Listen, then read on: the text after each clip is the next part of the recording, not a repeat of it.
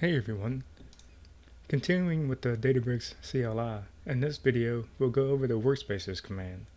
And a workspace in Databricks is where all of your notebooks and other code files and libraries will reside. So if you look at the UI, you can see the Workspaces area on the left navigation here. And what we'll be looking at is all of these items here. These top three items are internal to the UI here for documentation, release notes, and tutorials. So the first thing we'll do is we'll look at the list of files that's on the Workspaces. So it'll be Databricks, Workspace is the area we're going to be working in, and the ls command will list out all of the items. You can see we get some color coding here. The blue is going to be folder. The white are going to be files, code files, and the green here are going to be libraries.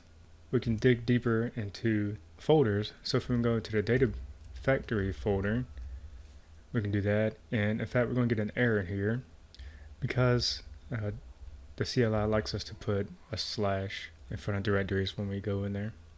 So we have a code file in there. Now we can get some more information besides just the file name. We can do the -l option. Now it tells us it's a notebook and it's a Python, and it uses the Python language. Now, since the Workspaces deals with code notebooks and all that, we can actually export out a single notebook from our workspace into our local directory.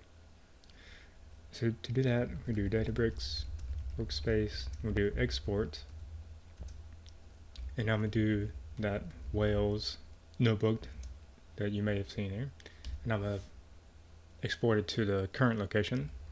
So if we do an ls on here, I have that wales.py, and also have a spacey Jupyter notebook where I was messing with the spacey natural language processing package. But we can do more than just exporting a single notebook. We can actually export an entire directory. So I do Databricks Workspace export _dir for the entire directory, and I want to export the data factory folder into my local folder here. There we go. It tells us the items that were transferred over, and if we do an ls, we see that we get that transform flight data Python file.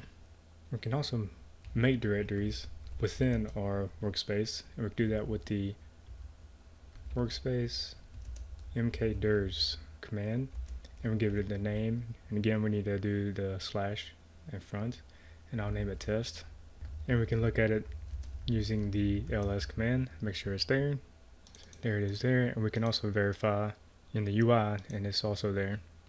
Along with exporting notebooks and directories, we can import them from our local machine into our Databricks workspace. So remember that spacey file we showed earlier? Let's import that into our Databricks workspace, and we do that with the workspace import command, and give it the name of the file, and I'll tell it where to put it in the workspace folder. And we actually get an error here because we need the -l to specify what language it is, and I'll say Python. And we can look at this again and with the ls command, and we see it got uploaded there.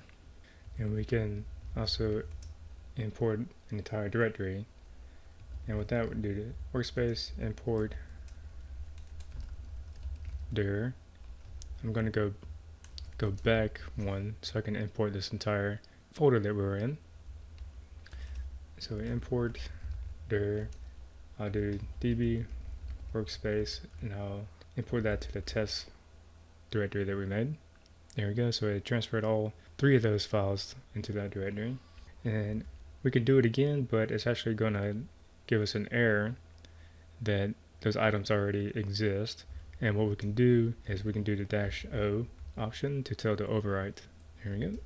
And the last thing we can do with the Databricks workspace command is that we can delete files and folders.